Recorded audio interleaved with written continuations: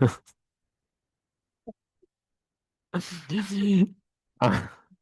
I'm going to call the Springfield City Council work session to order with roll call. Mayor Van Gordon. Here. Councilor Weber. Here. Councilor Moon. Here. Councilor Rodley. Here. Councilor Buck. Present. And Councilor Stout. Here, thank you.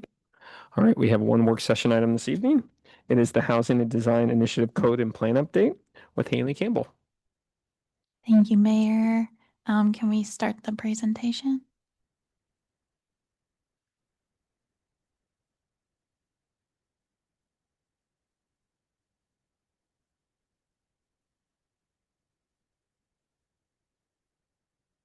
Excellent, thank you.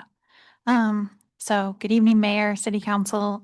Tonight, we're seeking guidance on the policy questions that we did not get to at the December and February work sessions.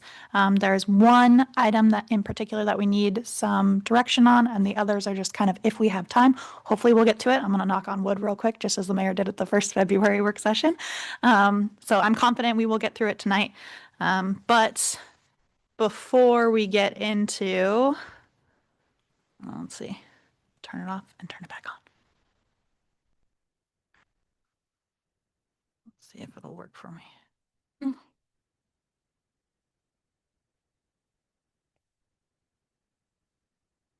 Okay. No worries.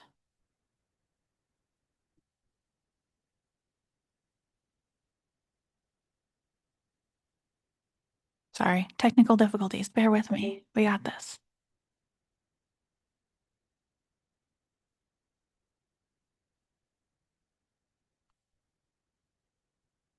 Yeah. Okay. Excellent. We're working. So before we get into the policy question that we need direction on, I want to kind of go over where we're at in the project for the Housing and Design Initiative and some more background on the Climate Friendly Areas project, what we have to do, what we don't have to do, what we have discretion over, and the timeline for basically when we need to have these things adopted by. So again, if you've been following the project, the focus is mostly on how we can facilitate housing production, affordability, and choice. That's a grant that we applied through from DLCD, and we were granted that grant to look at those issues in our code and in our refinement plans. Particular attention is focused on our mixed use districts in particular for clear and objective standards. That section we knew was out of compliance, and so we focused a lot of those amendments on that section in particular. You may recall that last year we went through a whole series of review of our code and refinement plan. The first phase was the audit, then we did code concepts, and now we're actually in the adoption phase of the project. Now we're working on how can we actually amend our code and refinement plans. So we came to you with the audit. That was when we were looking at those barriers to housing production, affordability, and choice. That happened on May 27th of last year. Then on September 16th and October 6th, we actually reviewed the concepts. Those are proposals for how we could actually amend our code and refinement plan to comply with that audit. Anything that we were out of compliance with the state, and then areas where we had discretion to increase housing production, affordability, and choice. How many times can I say that? And then on December 1st, and 8th and February 2nd, we came to you to discuss some policy questions that we had. All of this culminated in the summary of amendments that you can see on the screen. There were 4 primary objectives. The first was to provide more opportunities for housing by allowing housing in mixed-use development in more locations. In particular, we were looking at sites less than one acre on Main Street and the South A Street corridor, all CFA sites, which I'll go into in the next slide, and all of our neighborhood commercial districts. Those are the areas where we're increasing mixed-use development. The next was to lessen our economic barriers to mixed-use development. Again, sometimes you could hear a developer say, it's just not penciling. I can't get financing for ground floor commercial and residential above. So that's something that we wanted and needed to address with these code amendments. In particular, we looked at reducing the total amount of commercial space required in a mixed-use development and allowing separate buildings so we could have a horizontal mixed use, aka you could have commercial in the front, residential behind. It didn't necessarily have to be ground floor commercial on the ground floor of one single building and residential above, which is primarily what we look at when we consider a mixed use development. Then we'll provide more opportunities for multi-unit housing, standalone, doesn't have to be mixed-use development. Again, these are on sites less than an acre on Main Street and the South A Street corridors. In the CFA overlay for mixed-use commercial lots that are not fronting on arterial. So again, not on Main Street, not on South A Street, off the main strip corridor. Then we will also look at mixed-use employment and mixed-use residential lots. Again, in the CFA overlay, we'll allow townhouses in our mixed-use employment district, where we currently do not. Finally, to ensure an efficient use of land and encourage high-density housing, we were looking at, again, those barriers that were seen to encouraging development. There were 4 in particular. We wanted to apply minimum density standards to all districts. Right now, it's not very clear, even if we allow housing, what the minimum density is in areas where we allow housing that are not residential districts. We wanted to modify the height step-down standard in all districts. Again, we have in our current code setback standards. If you're within that 50 feet of a low-density residential district, you have to match the height of the low-density residential district within that 50-foot setback. We determined that that was a significant barrier to housing, especially multifamily housing or mixed-use development. Then we're encouraging greater lot coverage in our neighborhood commercial and our mixed-use residential district. Again, most of the time our lot coverage could be as low as 45% of the lot in particular. And if the lot is very small, that limits the amount of development you can have, especially if it's mixed-use development. And then we want to encourage higher buildings in our neighborhood commercial district if we are allowing mixed-use development, right? So if you have ground floor commercial and residential above, we have to allow taller buildings to basically incentivize that mixed-use development. So all this to say, we have some flexibility for the standards that we adopt for the Housing and Design Initiative and the CFAs, but there are certain standards that we have to comply with per state law. And I'll go into that on the next slide. So for the climate-friendly areas project, I just wanted to give a brief rundown of basically what we have to do to comply with state law. So again, the Land Conservation and Development Commission, LCDC, initiated rulemaking for their climate-friendly and equitable communities program in response to an executive order. The rules require cities to update their land use regulations to allow dense mixed-use development with access to walking, biking, and transit options in select locations. Again, this is called your climate-friendly areas, which we have to comply with state law and adopt into our code by December 31st of this year. So we've got a little less than a year to adopt these amendments to comply with the climate-friendly areas work. On February 10th of last year, Council directed staff to designate 3 areas, Glenwood as your primary and downtown and Mohawk as your secondary areas. In downtown in particular, Council directed a portion of the Booth Kelly mixed-use district to be within the climate-friendly areas overlay. So because of that, we recognized that we needed to look at our existing district and the mixed-use employment district in our development code. Currently, there are no properties mapped to the mixed-use employment district, but the Booth Kelly area and the light medium industrial community commercial district in Gateway closely align with the intent of the district, right? To reduce the total number of land use districts, so we have 3, we're going down to 1. And to comply with the CFA regulations, right, we need to encourage more housing in the overlay area, which is a portion of it is Booth Kelly. We're proposing to rezone Booth Kelly and the light medium industrial community commercial district to mixed use employment. So where are we at in the timeline? We must adopt, again, the climate friendly areas by December of this year. And we hope to have two separate but simultaneous adoption package for the CFA and housing and design projects. So there'll be two different ordinances, but we hope to have them follow the same adoption process. So I might come to you back to back, right? CFAs or housing and design would be first on one night when I come to you, or closely following. Note that the Glenwood CFA amendments must be co-adopted by Lane County. So again, we have to go to the Lane County Planning Commission and the Board of County Commissioners.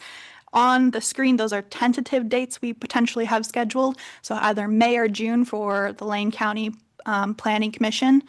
And then sometime this fall, likely around September, October, we would have that Board of County Commissioners first meeting, first and second reading.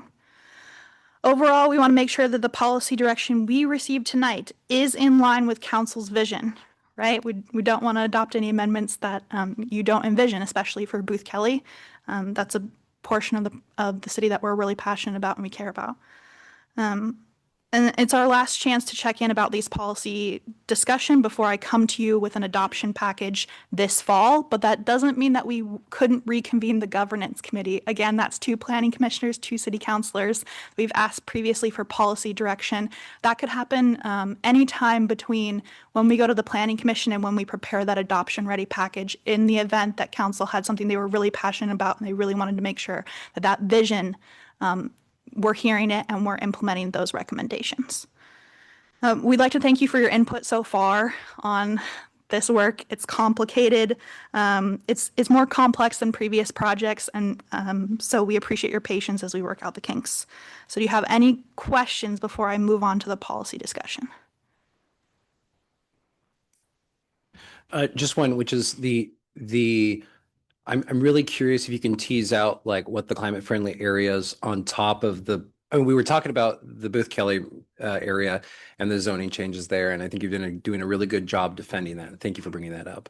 But I think I'm curious, like, hey, we weren't really talking about the climate friendly areas last work session. Well, can you just tease out a little bit more in this discussion? How does the climate friendly areas modify anything we may have talked about in the last discussion on top of just specifically with that zone? That's where my curiosity goes. That's all. Yeah, there are certain uses that we would allow in that area that we wouldn't allow in the base mixed use employment district. So I mentioned townhomes is a great example. We don't allow townhomes in the mixed use employment district. They would only be allowed in the CFA overlay and only within like that Booth Kelly area. So just to clarify, it would just be an additional allowance as opposed to a restriction. Exactly.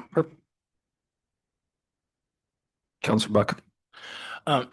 Just a quick ask. I know that the Planning Commission has worked on this with you extensively, and they've done some great work. I would love to see some of their comments and their feedback included. That's an important piece to me to make sure that we're hearing what they say, because they put a lot of time and effort into it.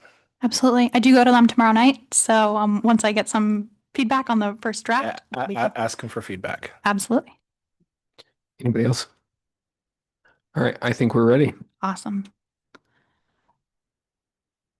Okay, so tonight this is the one question that I need direction on. This is about the Booth Kelly and the mixed use light medium industrial community commercial districts, and in particular livability for residential in proximity primarily to industrial.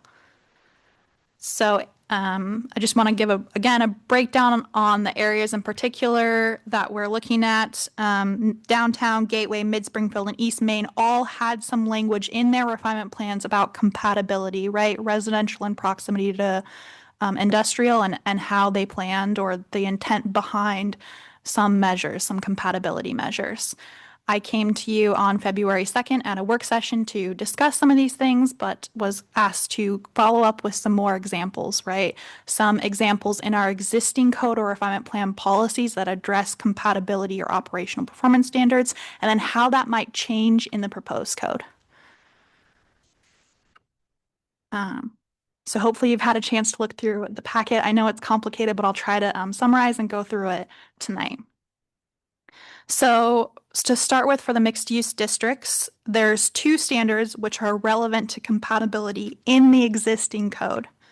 that trash receptacles are not allowed within the front yard setback area abutting residential districts, and that mechanical equipment must be screened so that noise does not exceed 50 decibels, as measured from any low-density residential property line. That's existing code language now. Then the existing code also points to our landscaping and screening requirements, which provides some semblance of compatibility standards by requiring setback areas, parking lot, planting areas, and stormwater facilities to be landscaped. And where commercial and industrial uses abut residential districts, outdoor mechanical equipment, outdoor storage areas, garbage and recycling areas, automobile wrecking, and multi-unit housing must be screened. Okay, so screening, landscaping, fences, things like that. In particular, when there are certain uses abutting a low-density residential district. That's what we consider to be those compatibility measures, and they already exist in our code. So what will the proposed code do? Our intent is to keep these standards, right? We're not creating new standards, but we need to make them clear and objective because we're allowing housing now. Or just getting clear how we comply with those clear and objective standards per state law. The new clear and objective language can be found in your packet. So again, on page 3, go into page 4. We will also move any existing or relevant code standards from the Booth Kelly district to the mixed use district when we rezone that area to the mixed use employment. And I will get into that in the next couple slides. So as you've looked through this, hopefully read the council briefing memo, does council find that the existing code standards are sufficient for visual and noise compatibility? And if not, what other standards could be applied? I just want to point out that the existing standards for landscaping and screening, again, they prohibit garbage and recycling in front yard setbacks abutting residential districts. And then we have that noise standard not to exceed 50 decibels for mechanical equipment. All right, anybody want to, Councilor Buck? So we have heard a little bit from the community on some of their thoughts, and some of the things that I've taken away are maybe different standards at different times of day. So like your typical, daytime hours versus nighttime hours kind of thing. And then also we've heard from the community that maybe looking at the decibel level from the source versus the property line is something that people are interested in. And I just wanted to bring those to the council for, just put those out there. So, we've got that feedback. So, we could consider that. Not necessarily pushing it per se, but I just wanted to put that out there, that those considerations.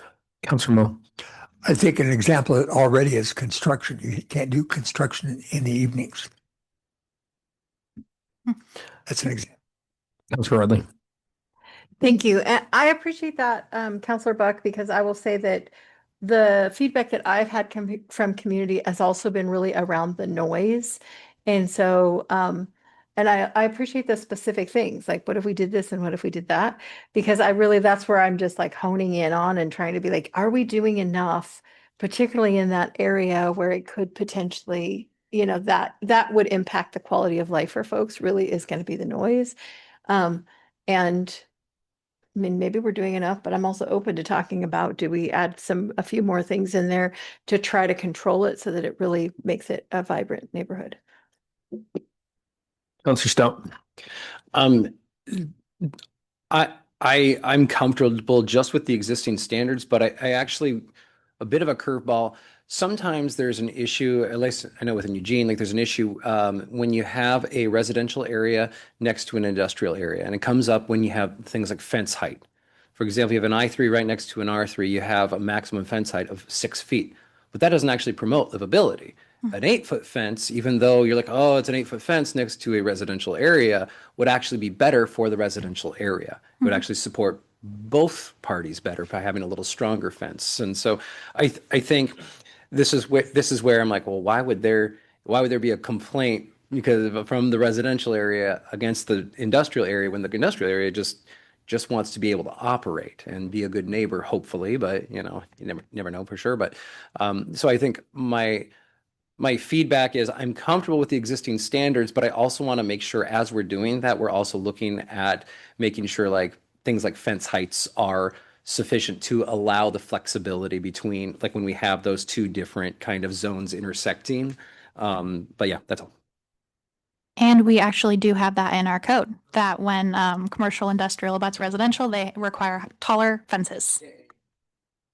Okay, the question that I have is really around if, in the case where we have an industrial user and then the residence comes second, right?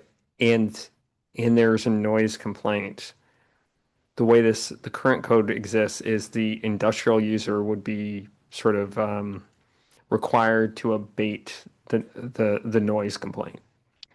It's going to depend on, so it wouldn't be the industrial district. This is not impacting industrial district properties, only if you're the mixed use district. So if you had ground floor, industrial, residential above, or industrial in front, residential behind, only in that instance would it apply. Does that make sense? Yeah, yeah. But I guess I'm trying to think through this place where we've got a lot of a lot of businesses that have been, in business for a long time, right? And then they have another piece of property that comes in, somebody decides to develop a house, right? Or take advantage of the residential zoning, right? Like we could create a situation where then suddenly we're asking a business user to come out and invest substantially in their property to address an issue on somebody else's property that is brand new. Will not have any impacts on industrial districts. Choose a commercial lane. If I go out on Q Street in Laura, Yeah. right, which is where I live, right? So if you've got several, construction firms that exist out there today that have their shops out there today. So I'll try to phrase it or ODOT's got a facility out there today. If we bring housing into that proximity, right? Like what I'm trying to really understand in those situations is those businesses are going to be required to comply with the noise after the fact. Does that make sense? Only if they were proposing like new development. So it's not going to impact existing development. These standards apply like if you are proposing new development, not existing development. So then could we have created a livability issue? 'Cause I'm thinking about this from both ways, right? Like what is fair from the business side, but also what is fair from the residential side. So residents comes into the area, we could create situations where we're asking residents to live above the noise standard, right? Yeah. Like, okay. So I mean, this is the whole challenge with these interface zones. Absolutely. So I guess my other question, about the existing code, and I know that there's no easy way to get around this, is there an easier reporting mechanism besides a noise study? Because when we've used those in the past, those have been challenging to really execute in a way that everybody really understands. Yeah. I think that's a great question, a great example. I really appreciated Counselor Buck's recommendation about the hours of operation because I think that could cut down on some of those noise complaints. But again, that would be like if a new business came in to that existing facility that didn't exist there currently. So it's really nuanced, I guess you could say, and it's something, again, we can look into if there are certain standards in place that are, again, I'm hearing those noise issues. So we can look at what are some examples beyond just, separation of noise from a residential district. I don't know that we're going to fix this problem today. There is no easy fix to this, but the way that people experience these kind of interface zones is very challenging. So go ahead, Councilor. Just a comment on the hours. I think we have to consider that even if we went in just within certain hours, that like during the day, it could be a family that has, young children at home that need naps and all kinds of things that could be disruptive to that family life situation. So I just want to make sure we're thinking not just about hours, but like all hours, there's potential impact there. Okay, so I don't know that we've gotten to the answer of go ahead. Just one other thing. I know you've said it would apply to new development, but what about new uses within current development? That's where I get a little bit scared. I would say it's going to depend on if they're triggering something. So again, like if they're installing parking or landscaping, usually there's some sort of trigger to say when we can regulate it, right? We can't go in and say, oh, right now there's some sort of violation unless it was a code enforcement violation, something like that, which Counselor Mo did say, like, we do have code enforcement violations for noise.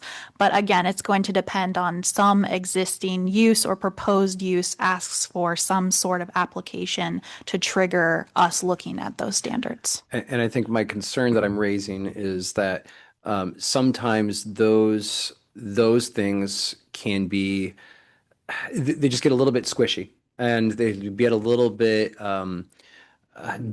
they get a little bit feeling like an overreach. And like an example would be, let's say you have a parking lot that's been used as a parking lot for 60 years, and then all of a sudden you want to pave that parking lot. Well, that might trigger the city to now have jurisdiction there, but it might not actually be an increase in the use. It might look like that on a development level, but you're still just parking stuff.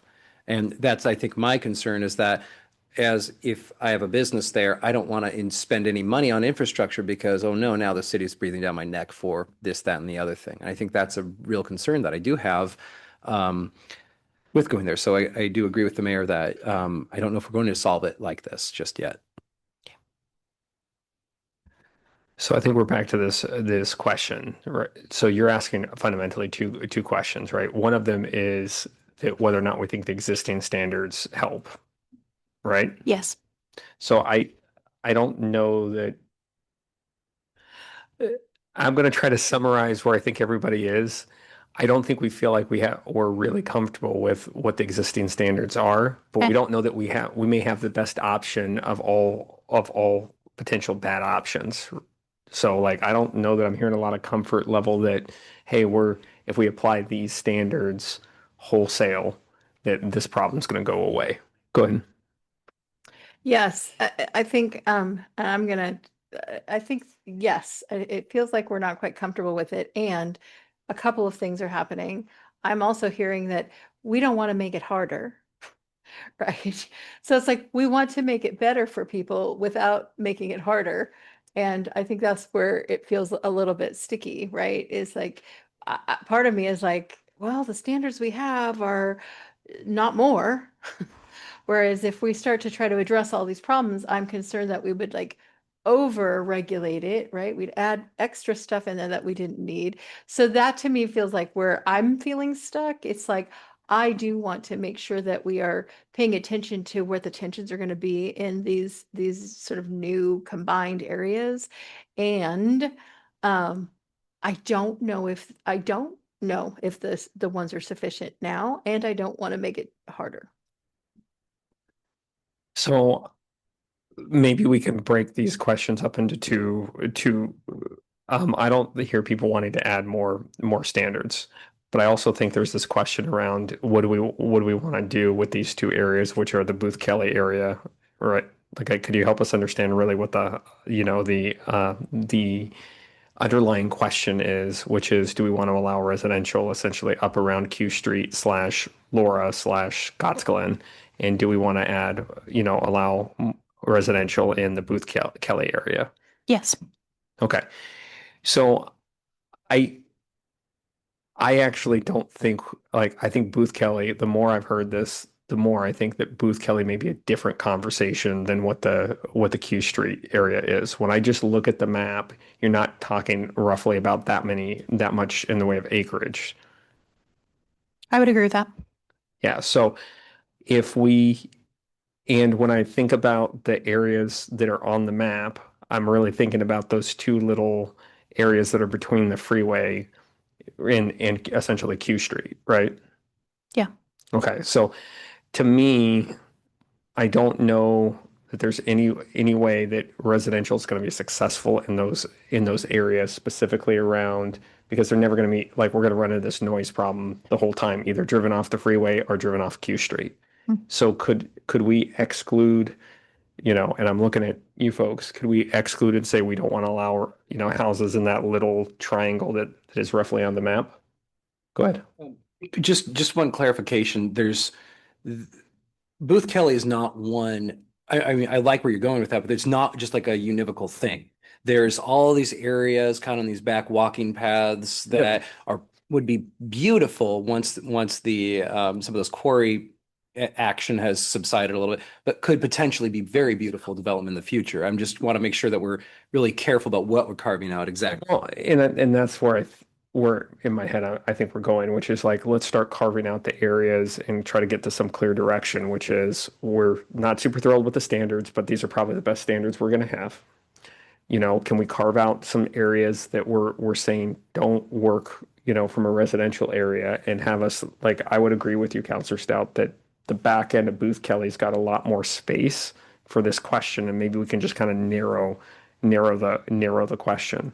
So I think in my mind that carving out the Q Street and say we're just like that's too much, right? Like we're not going to solve the noise problem there.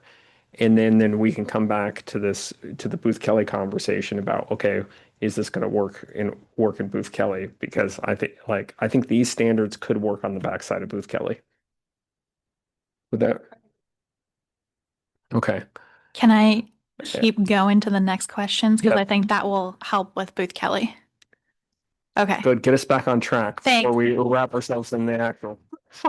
We go off on a tangent. Okay, so I do want to talk about Booth Kelly. So what it looks like in Booth Kelly in particular. So right now in the existing code, we require that residential is limited to the second story use above commercial and industrial. So again, it's intended to be that mixed use, ground floor, commercial, industrial, residential above.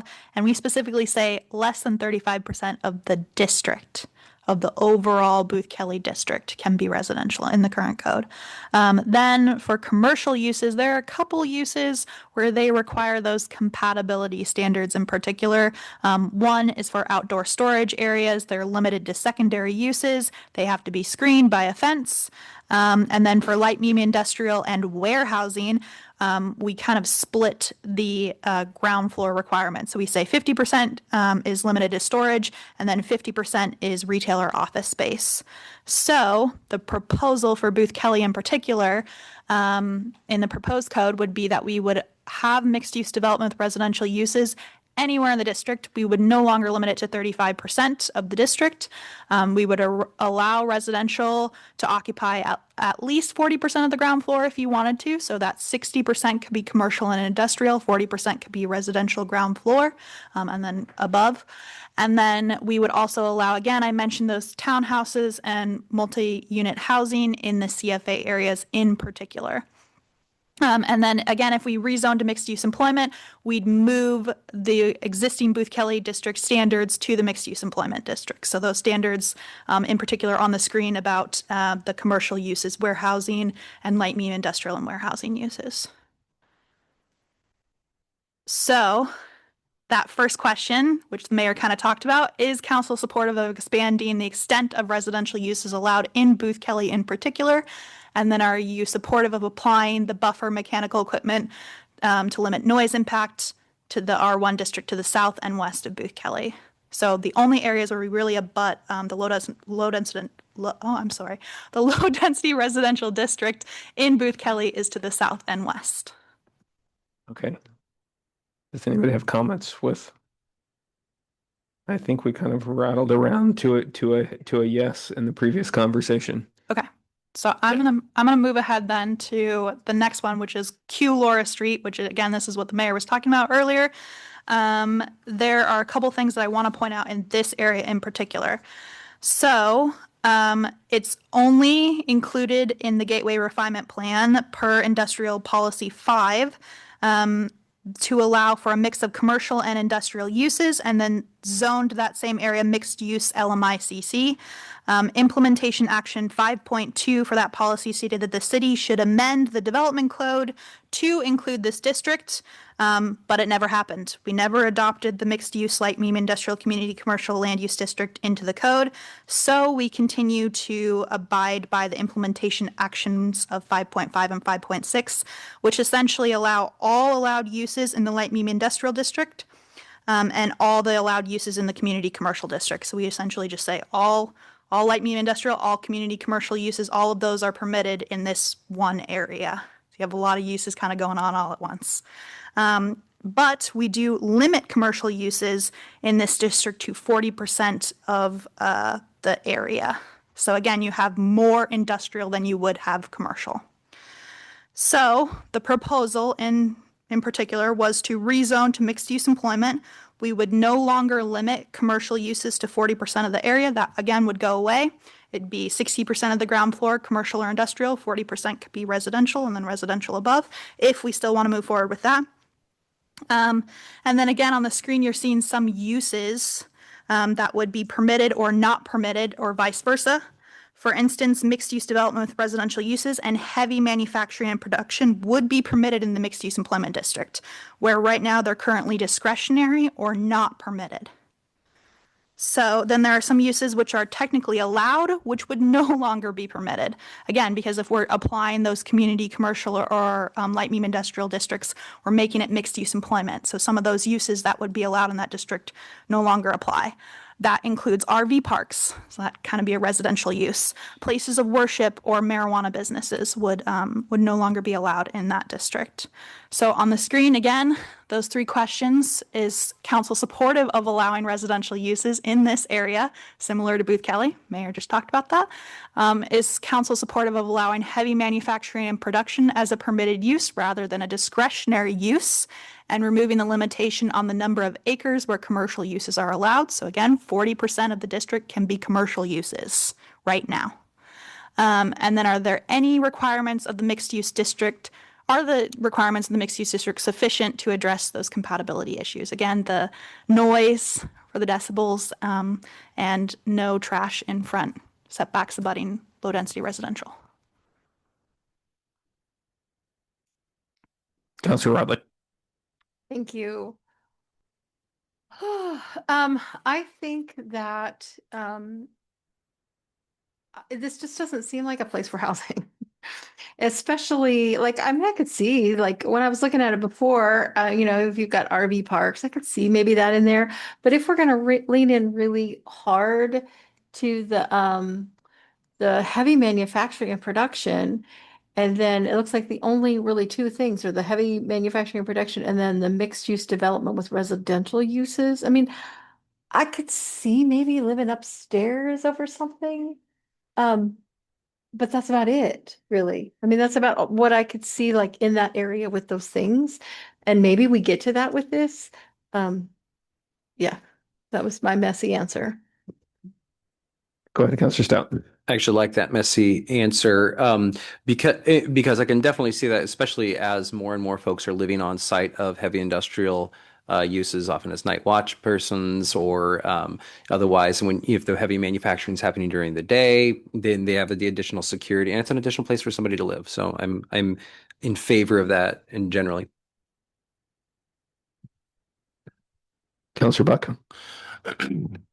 Yeah, I definitely appreciate those thoughts from my fellow counselors. I guess where I just fall on this is, I think that if we're trying to fit housing in places where we kind of know objectively that we're trying to like fit it in, but it doesn't naturally go there, I just don't know that makes sense. But at the same token, I'm very well aware that we have some mandates by the state that we have to comply with. So if not there, then where, kind of thing. So I'm not, I'm kind of in that spot where I'm not super comfortable with it, but I'm also aware that, we might have limited cards to play here, so to speak.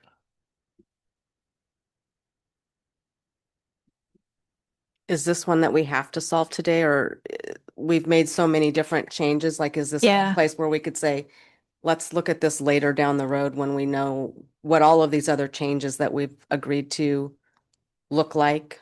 Unfortunately, this is one area where we do. We have to make. Because we do have to address like basically what we're doing with this. This impacts Booth Kelly, and also impacts this area as well. So if they're both going to be rezoned to mixed use employment, then we need to decide, are you comfortable with the changes? Number one, are there any things that you don't agree with? Why not? What would we propose as the change? This area in particular, again, I just mentioned it doesn't exist in our code. So that's kind of a legal concern in itself. Is how do you regulate this area in particular? Regulating based on the refinement plan is kind of a legal concern. But then Booth Kelly, we don't necessarily have to make any of those changes to Booth Kelly. Right now, it already complies with the climate friendly areas. We could just address this issue separately, but we do need to decide basically how we treat it. Could you bring the map back up? Excuse me. Could you bring the map back up? Because is this the whole Q Street Laura area, or is this just like that one little? It is the whole Q Street. Okay. Yeah.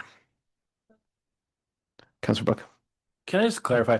So Booth Kelly currently meets the standard for CFAs, but the Laura Street, Q Street does not. And it is not a CFA area. And it's not a CFA area. Yes. So we don't actually have to meet the CFA burden. It's just, do we want to go that direction in this area? Okay. Exactly. Of allowing housing where we currently do not. And then what do we do with the district if it doesn't exist in our code?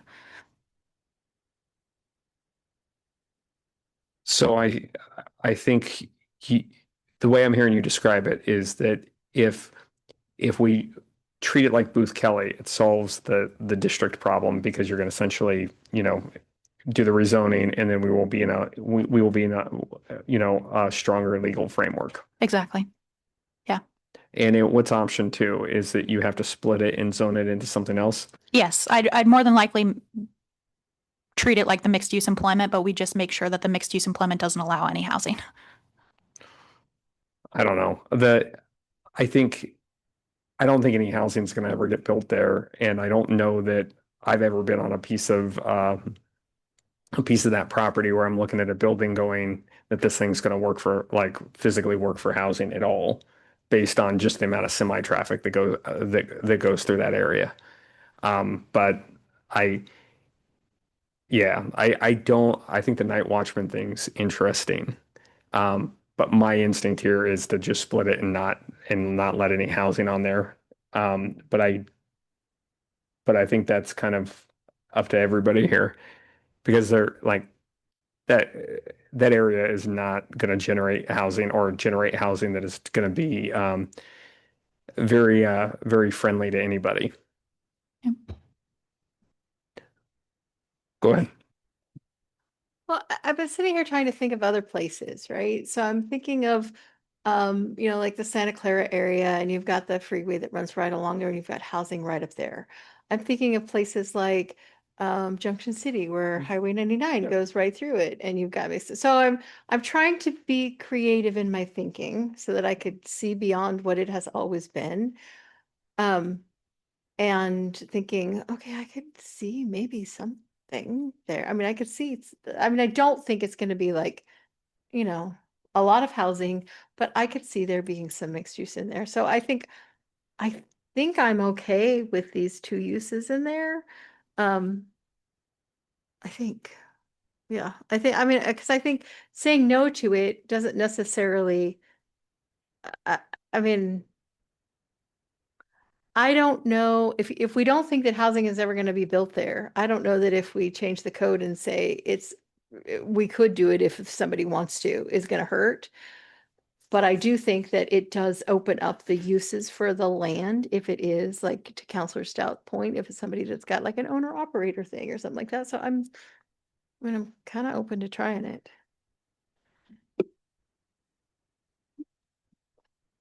So in that line of thinking,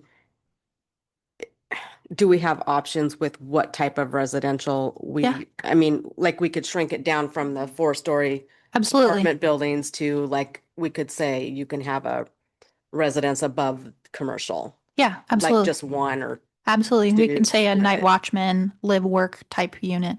I would be okay with that. Something like that. Anybody else? I think I'd be okay with that. Like we got to get to an answer here, right? Like Yeah. if the night watchman live workplace, I'm fine with. Okay, excellent. And that sort of helps us too with the climate friendly areas, which has different standards. There was the day when downtown was commercial and you could not live down there anywhere.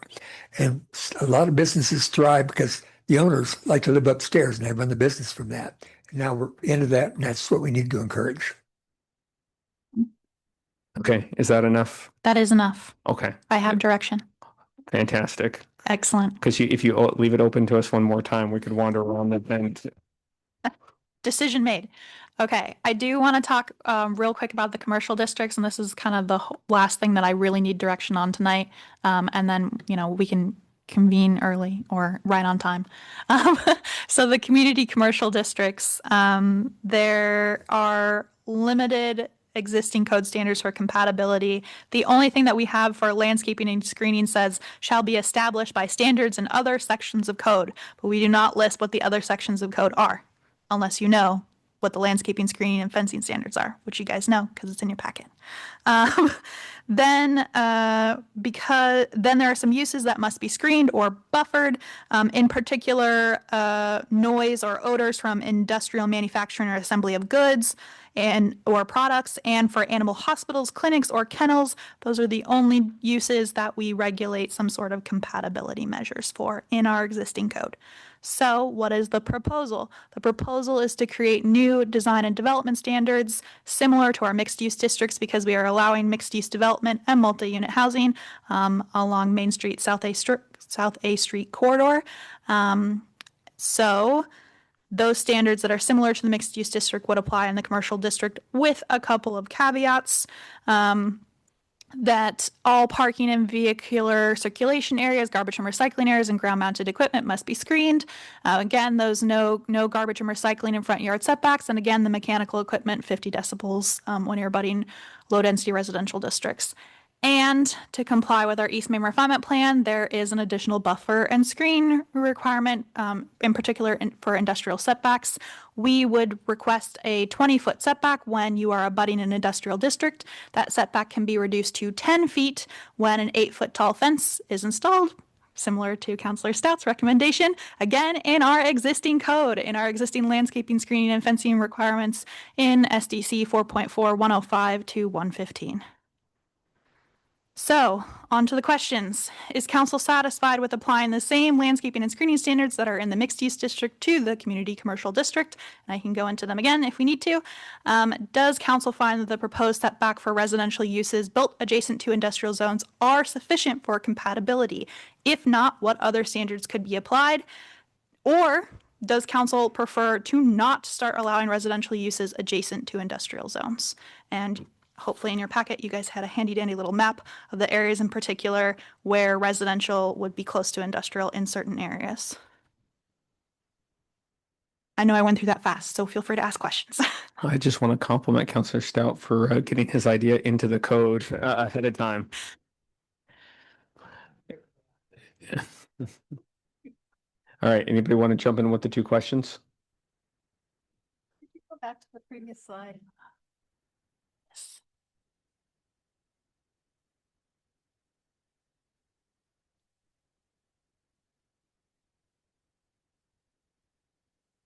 What? Uh, Rodley. Thank you. I don't know if I'm okay with it or I'm just beaten down by the process. Just like, I don't know. Because I was about to say, I remember we were talking about like vegetation, and then I'm like, do I want to bring that back up? I don't know. I think I'm okay with this. I especially like the exclamation point after no garbage or recycling in the front yard setbacks. Might be the only exclamation point in the whole report. I think I'm okay with this, without making it too cumbersome. Go ahead, Councilor Buck.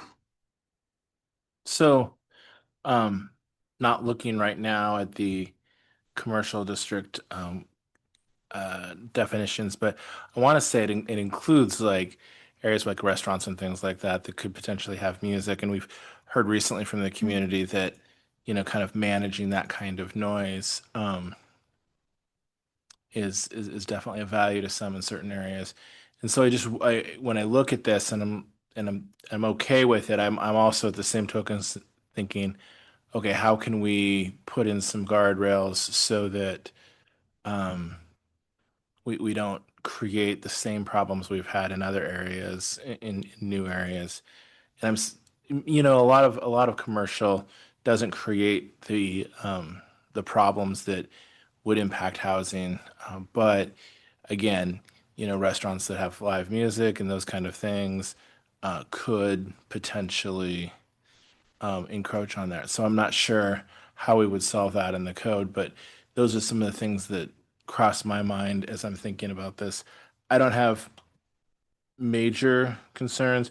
I mean, we're still talking about the 50 decibels, and so it kind of seems like maybe that solves the issue.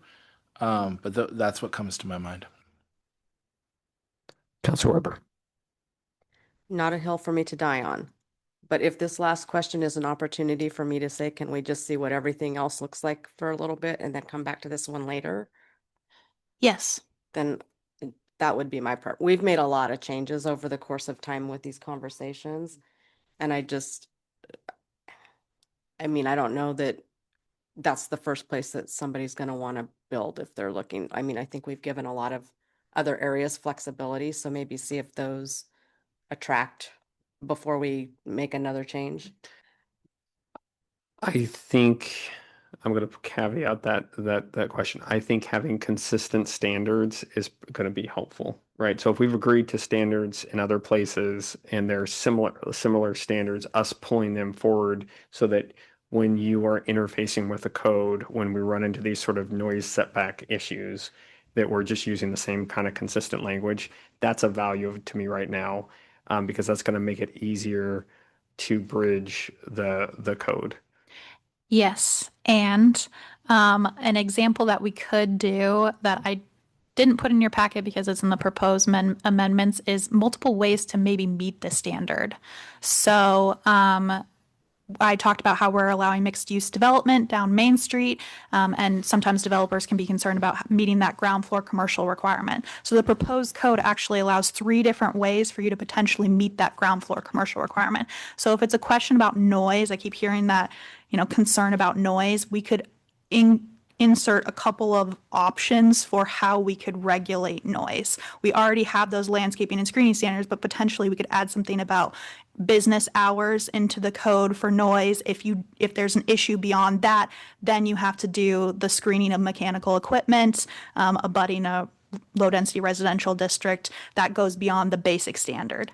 Yeah, I think more options to meet people are gonna help. And I think if we zoomed back for a minute, you can hear us working our way through the fundamental question in all of this, right? Which is, we are a city that is a very working, city. We've got our residential and our, commercial and our industrial all kind of put together in places. And we're trying to talk our way through the abrasion points we deal with our constituents every single day, knowing that we cannot make rules enough to make sure all the abrasion points that go around the city simply go away. So I guess the broad feedback I would give is, even though you're hearing us talk about the concerns we've all solved with constituents for so many years, that really trying to keep this as simple and flexible as possible. And then I think we have to understand or be clear in our heads that we're still going to run into what those abrasion points are. Is different people have different ideas in town, and we just have to figure out a way to work our way through that. And I think that's been the fundamental conversation that's been underlying all of this, is us just trying to think through how do we get more people and more housing in the city and navigate those places that create livability issues. And I don't know that we have great answers. And thank you for, being patient as we joke around and work our way through this. Absolutely. All right. Any other comments? Do you have other direction that you need? There are a couple other items in here. There was potentially one question that would be helpful for me if council has time. you booked us for 6 more minutes, so you might as well use everything you're budgeted for. Excellent. So the other question that would be helpful to get through is about the Mid-Springfield refinement plan. This one is unique because, as you can see here on the map, we designated a portion of that area to be a nodal development area, specifically in the text, not in the diagrams. Only the Goodwill property on 30th and Main is actually designated with the nodal development overlay, but the text of the refinement plan says that this could be a nodal development overlay. So why is that significant? In the text, it says that, for example, for industrial properties, light medium industrial, special heavy industrial, it could also be mixed use employment. Same thing with the commercial districts, same thing with the residential districts. It could be commercial, or you could have mixed use commercial. It could be residential, or it could be mixed use residential. And then this gets back to the CFA. So for the CFA areas, we have to comply with this executive order. Council directed us to, again, designate those areas that are climate friendly, particularly Glenwood, downtown, and Mohawk. And the intent is to address the land use requirements that will replace the existing nodal development overlay in downtown and Mohawk, since these areas share a similar intent to support mixed use, again, with that walking, biking, and transit options. But this leaves 2 areas that are designated nodal development, in particular Gateway and this 30th Street area. So the question is what do we do in particular with this Mid-Springfield area that is designated nodal development? And there are a couple of options. Bear with me. So the options in particular are to remove the references to the nodal area in the refinement plan, but keep the existing zoning. So if it's zoned commercial, it'll stay commercial. Option B would be, again, to remove the reference to nodal development area, but we would rezone those properties to be mixed use. So if it's community commercial, it could become mixed use commercial. If it's R2, it could become MUR, and so on. And then option C, again, we're going to do nothing. We're going to keep the overlay. We're going to keep the existing refinement plan policies, and we'll resolve this when we get to the other remaining nodal development overlay area, in particular, the Gateway refinement plan. So if you guys have decision fatigue, we do not have to make any decision. We could do option C and address it at another time. But if you want to address it, option A or option B. We got, want to dive into this one, Councilor Rodley? It is close to your ward, so Yeah, and I have. you can look across the street. But I have a question that goes beyond my ward. If we were to adopt a change tonight, and I'm kind of looking at, since we're putting housing everywhere, I'm like, option B, let's do that. But if we were to do that, when we get to that future work, is it going to be influenced by this? So then we would end up saying, oh, does this fit everywhere or does this not fit everywhere? Okay, that was my question, which is like, then maybe we wait and look at all of them together. Councilor Buck. I'm kind of in I want to use the Michelle option here, option C. Let's wait and see what happens, because I think that the more pieces we put in here, I don't want to complicate our work down the road. I don't want to box this in. Like, I'm okay with option B, but my concern is just what Councilor Rodley just mentioned. Are we going to regret that decision? Is it going to take away flexibility? So I'm thinking option C is great here. Councilor Weber. I like option C. Okay. I was going to say, if she said option B, I was hoping that you would come in with option B. Okay, so I think we're going to choose the punt option. Okay. That sounds great. Thank you. Yeah. Appreciate it. All right, we are adjourned and we will reconvene in a couple of minutes for regular session.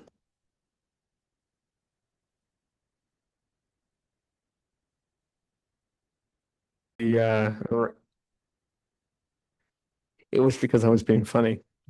I'm going to call the regular session to order with roll call. Mayor Van Gordon, Here. Councilor Weber, Here. Councilor Mo, Here. Councilor Rodley, Here. Councilor Buck, present. and Councilor Stout. Here, thank you. Please join me for the Pledge of Allegiance.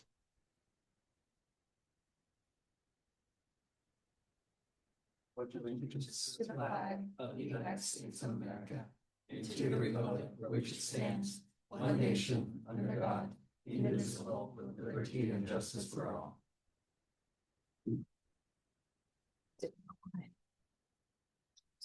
There are two designated times for public testimony this evening under public hearings and business from the audience. If you are attending in person, please complete the request to speak card located at the front of the council chambers and turn them into the city recorder. If you're joining us online with the tablet, smartphone, or computer and wish to speak for either of those options, please use the raise hand feature in Zoom.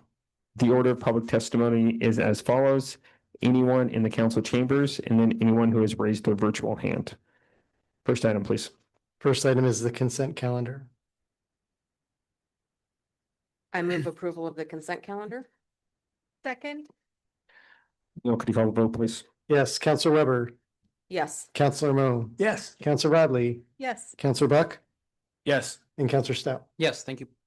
Motion passes, 5 yeses, 0 nos. Next item, please. Next item is public hearings. You have one public hearing this evening. It is annexation of territory to the city of Springfield, Annex 5.67 acres of Glenwood Employment mixed-use property located at map 17-03-34-44, tax lots 800, 900, 1100, 1200, and 1402, withdrawing the same territory from the Glenwood Water District. This is a second reading, and Tom Severs is here for this item. All right, thank you. Welcome, Tom. Before we hear the staff report tonight, the city attorney will provide a statement regarding the procedures for tonight's hearing. Thank you, Mayor. Excuse me, I'm going to lay out the procedural aspects of a quasi-judicial hearing for the record tonight. The hearing tonight is characterized as a quasi-judicial hearing. That means that the applicant and the public are entitled to certain procedural rights. These rights include the right to notice, to present evidence, and to have a written decision based upon standards, and to have an impartial decision maker. Any person with an interest in this annexation and the withdrawal from the special district may offer relevant oral or written testimony, or both. If you would like the city council to consider your testimony and to preserve your right to appeal to the Oregon Land Use Board of Appeals, you must testify orally or in writing to the city council before the council closes the record. You must raise an issue clearly enough so people can understand what the issue is and offer evidence to support it. And you must also offer evidence to support it, or else you cannot raise that issue on appeal. If you're the applicant, you must raise concerns about any conditions of approval clearly enough to allow the city council to respond and to preserve your right to seek damages in circuit court. If you feel you need more time to prepare evidence or testimony for the city council, you can ask the council to hold the record open or to continue the hearing, and you must make that request before the mayor closes the public portion of the hearing. Please make sure that your testimony is related to the applicable criteria. The criteria for annexation is in the Springfield Development Code, section 5.14.135, which is in more detail in the staff report that was posted in the meeting packet and will be summarized by staff in the presentation. For withdrawal from special district, it's Springfield Development Code 5.7.160. Last, Oregon land use law requires that the city council act as an impartial decision maker. Therefore, councilors must disclose any ex parte contacts or conflicts of interest related to this matter. A conflict of interest is a situation where the decision maker, their friend or family, or their business would benefit or suffer by the decision maker's decision. Ex parte contact is a communication to the decision maker that includes substantive issues regarding the application and occurs outside the public venue. Bias is an actual personal interest in the outcome of the decision or a prejudgment by the decision maker as to the outcome without regard to evidence and argument submitted to the decision maker. Mayor, at this time, I'm done with the procedural rights. Please query the council and also disclose yourself any ex parte contact or for the record. All right, we'll start with Councilor Mo. Could you please disclose any ex parte contact or conflicts of interest? Ex parte contact or conflict of interest. No ex parte contacts and no conflict of interest. I have no ex parte contacts or conflicts of interest. No ex parte contacts or conflicts of interest. No ex parte contacts or conflicts of interest. No ex parte contact or conflicts of interest. All right, now we're ready for the staff report. All right. Good evening, Mayor and Councilors. I'm Tom Severs, Senior Planner with the current Planning Section. Tonight, the council is requested to hold a public hearing on an ordinance to annex an approximately 5.5 acre area that includes 5 tax lots in Glenwood. The council is also requested to adopt or not adopt the ordinance tonight. If you recall, a public hearing was not officially open during the first reading back on January 5th. The city attorney's office advised staff that a second reading be held to officially open the public hearing and to make a decision tonight.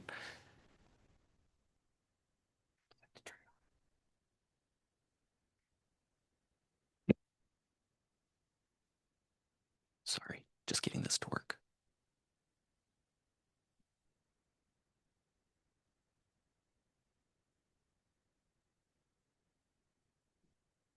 Yeah, just you can hold on that one. That's all I need tonight. So the proposed annexation area is outlined in red and is currently improved with commercial businesses. The applicants are the property owners who initiated the annexation by submitting the required application materials. It is contiguous to the city limits and meets all approval criteria as found in the staff report, which was first detailed during our first reading on January 5th. If annexation is approved, no other zoning changes are requested except for the removal of the UF10 overlay. An annexation agreement has been prepared by staff and is ready to be signed by the applicants. The agreement covers obligations for the applicants and for the city, including any financial responsibilities. The agreement includes details on future connection to key urban facilities and services and withdrawal from special service districts. The agreement is ready for execution by the city manager upon approval of the annexation. That is all, and I'm here for any questions you have. Does anybody have questions before I open the public hearing? All right, we'll now open the public hearing. I do not have any cards for this item. Do we have any hands raised? And we're looking for the applicant first. Looks like we have no hands for this item. Okay, and then we have no hands at all. All right, then I'm going to go ahead and close the public hearing. And I think I'm going to go ahead and close the record as well. And we're ready for a motion. I move to adopt an ordinance annexing certain territory 17-03-34-44, tax lots 800, 900, 1100, 1200, and 1402 to the city of Springfield, withdrawing the same territory from applicable special districts, adopting a severability clause, and providing an effective date. Second. You could call the vote, please. Yes, Counselor Weber, Yes. Counselor Mo, Yes. Counselor Rodley, Yes. Counselor Buck, Yes. Counselor Stout. Yes. Motion passes, 5 yeses, 0 nos. Next item, please. Mayor, the next item is business from the audience. I do not have any cards. Do you have any hands online? No hands for this item. Next item, please. Next item is ordinances. You have one ordinance, an ordinance amending the Springfield Municipal Code regarding criminal misdemeanors and violations. Mary Bridget Smith is here for this item.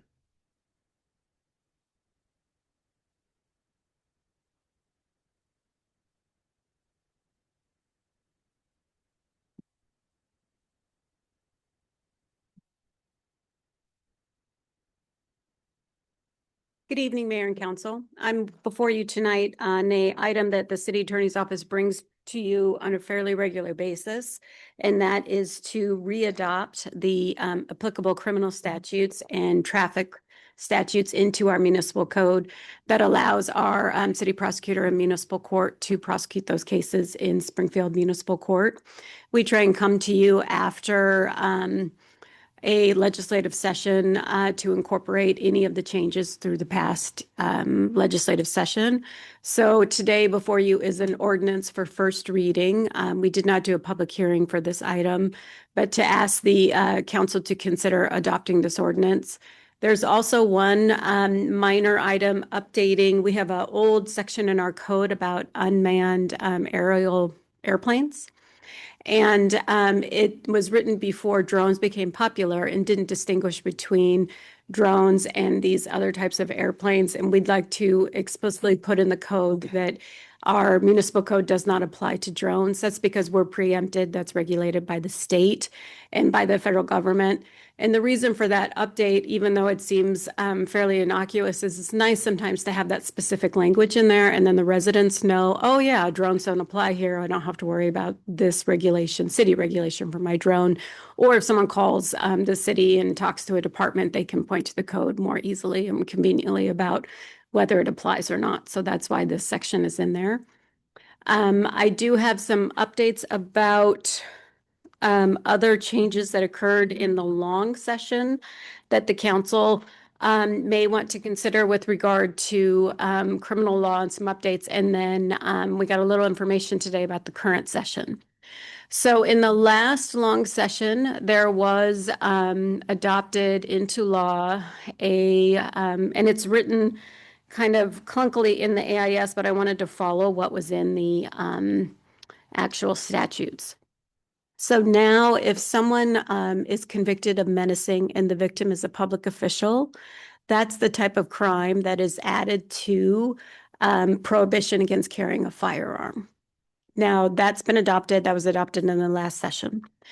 This session, we learned that there is a new law being contemplated that would be a specific misdemeanor charge for threatening a public official, menacing a public official, and menacing is action that is intent to put another person in fear of imminent physical injury. And if it made it out of committee in this session, so there'll be more debate about it, but it looks like for now that's moving forward.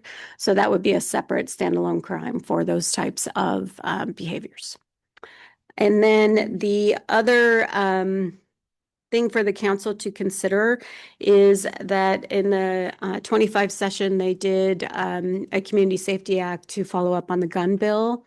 And one of those options is the option to prohibit concealed carry weapons in public buildings where they have public meetings. So school districts have had this prerogative for some time. What it requires is a ordinance, a sign, and posting on the website. So now in this type of building now, you couldn't have an open carry, but you could potentially use as an affirmative defense your concealed carry right and permit to have a weapon in like a public building. Excluding some public buildings like courthouses, there are some that have specific rules. So now that ability applies to all local governments and special districts. I looked today, so far Multnomah County's done it. Eugene has provided support about it, but I didn't find that where they actually, when it was being contemplated in legislature, but I haven't found where they've actually done it. So if that's something that the council is interested in the future, I can bring that back to you in more detail, or when I come back to you periodically to update the code, I can check in with you and see if you'd like to move that forward. And then the last thing would be from this current session, I know I've talked to you before about the proposed changes for what I call cheese and crackers, which is the food and beverage at public meetings. That and an update to serial meetings, allowing a little more flexibility for counselors and elected officials to talk about items and not violate the public meetings law. Those had their hearing today. So we'll know more about those soon. I'd be happy to answer any questions you have about our criminal code or this update. Does anybody have any questions? Okay. This is a first reading. It is no action required tonight. That's correct. It'll come back to you on consent at your next regular meeting. Thank you very much. All right. Thank you. Next item, please. Any business from the city council? Councilor Wadley. Thank you. And I have a little statement that I gave the mayor a heads up that I've been working on. I don't know about the rest of my counselors, but I've had a lot of folks reach out to me via email and phone and conversations. And I thought maybe there would be people here tonight, but it's a quiet night, so you all just get to hear me talk. I want to acknowledge how difficult the past several months have been for so many of our Springfield neighbors. And I wanted to name it and say it out loud from this side of the dais. And I also want to say that not everyone is experiencing these turbulent times in the same way. And that is part of what has challenged us as policymakers. How do we listen, serve, and protect everyone who has chosen to live here and contribute to this community? How do we ensure that all the voices, the loud, the passionate, and the quiet and timid, are heard and considered? And we talk about different populations of people as if they are completely separate communities: the business community, the immigrant community, the LGBTIQ plus community. While we might have different experiences and different identities, we are all living here together in this community. And many of us embrace multiple identities. Many immigrant neighbors are also small business owners. People live in Springfield and work in another community, or they work here in Springfield, they have students in Springfield schools, and they live elsewhere. We are all invested and we all care, but we aren't all feeling the same levels of safety and opportunity. And as a city council, we have not yet made any declarations or statements regarding ICE activity in our neighborhoods, although we have done as a city tangible operational things, setting up the resource page, ensuring our police department follows state sanctuary promise laws, and the encouraging of Team Springfield partners to reiterate our community values on belonging, for example. And there have been several people and organizations who have been passionately advocating for declarations and statements. There have also been many people who are advocating for different approaches, including immigrant families who do not want us to bring exaggerated attention to immigration status. We have not been as quick to declare emergencies or put outrage on paper as some others, and I hear that criticism. Speaking for myself, this is not for lack of concern or frustration. It is because I genuinely want to do whatever it takes to meaningfully improve the lives of my neighbors. I want to make things better and not worse. I want to mitigate any backlash or misunderstanding, and I want to consider the authentic needs of those most impacted, not just those with the loudest voices. Here is what I know. The divisive federal overreach, the threats and attacks on LGBTIQ folks, particularly transgender people, the presence of federal agents causing fear and violence and undermining community safety for Black and Brown people, the chaos, the loss, the grief, as well as the economic impacts are all real, and they are all being felt here in Springfield. And for me, this is heartbreaking, it's infuriating, and it's unacceptable. Children are unable to go to school, people are losing work, their livelihoods, and access to connection and community. There is a growing distrust of local public safety. We are not at our best as a city when we are facing these overwhelming challenges. And I am very interested in working with my council colleagues to continue to explore the strongest and most useful ways for us to respond, acknowledging that currently things are changing and evolving rapidly. And I also want to encourage people who can to continue those peaceful protests, the mutual aid, checking in on neighbors, fighting for the rights and safety and community that we all deserve. I myself have been at protests and vigils and marches. My spouse and I have made contributions to trusted organizations that are working directly with populations who are being targeted. And I have been advocating with the state and federal policymakers many of the same things that many of you are doing. I am also supporting the Oregon Immigrant Justice Package, which is trying to reinforce the sanctuary state status that we already follow here, providing for legal representation, housing, and food aid to immigrant communities. There is no one right way to show up in this moment. It is going to take all of us doing whatever we can and putting the needs of those most impacted at the heart of the fight. This is not a time for easy political wins or posturing, but for truly authentically digging in and showing up in public, behind the scenes, through action and policy and prioritizing resources. This is a big, hard, risky, and painful time. And I truly believe that as Springfield residents, we are going to show up for each other. We just are going to need to take some time and work on it together. Thank you. Anything else? What I have is not nearly as important as what Councilor Rodley just said, but it's of interest. the annexation of the U-Haul property. We used to call that West Springfield.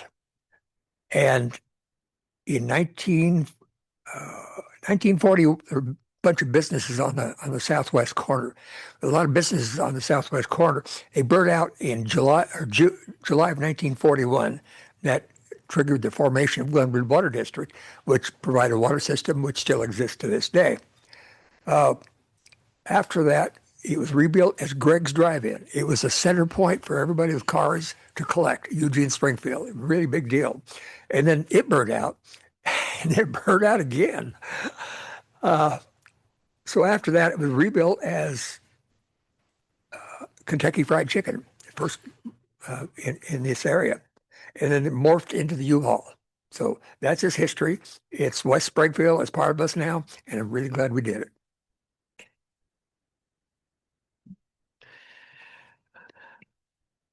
Thank you, Steve, for sharing the background of Glenwood, and I hope for the many reporters in the room that continue to interview you about your substantial knowledge of Glenwood.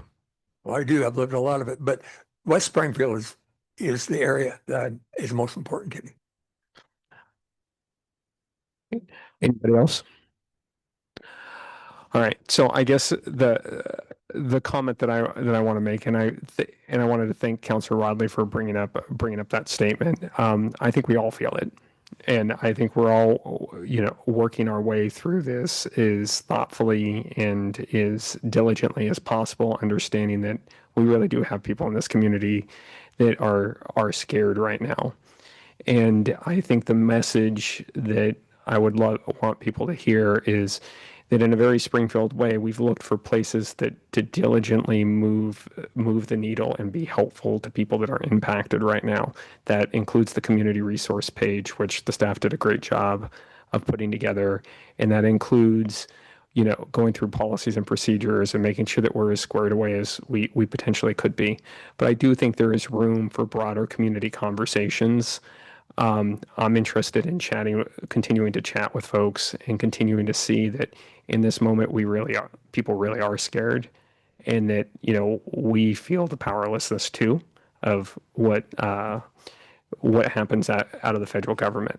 But please, we keep bringing up your concerns. We are listening. We are interested in having additional conversations. Anybody else? All right, next item, please. Thank you, Mayor. Just a quick note from the city manager's office, an update on the weather that we're tracking. Staff has been in briefings with the National Weather Service, as we typically are. We're not exactly sure what we'll see over the next couple of days, but we have the full winter fleet at operations ready to go. We've been in contact with our Team Springfield partners. We'll keep you posted if we hear anything, but just wanted you to have that note. Are we to the point that we're going to push out winter weather messaging to people? Or are we just still monitoring? Still monitoring. We don't have enough information yet, but we Okay. can move that pretty quickly. Yeah, I know we go from 0 to 60 pretty quick in the ops department. So Any updates from the city attorney's office? No updates tonight. Thank you. I think that is a wrap. Thank you, everybody. We are adjourned.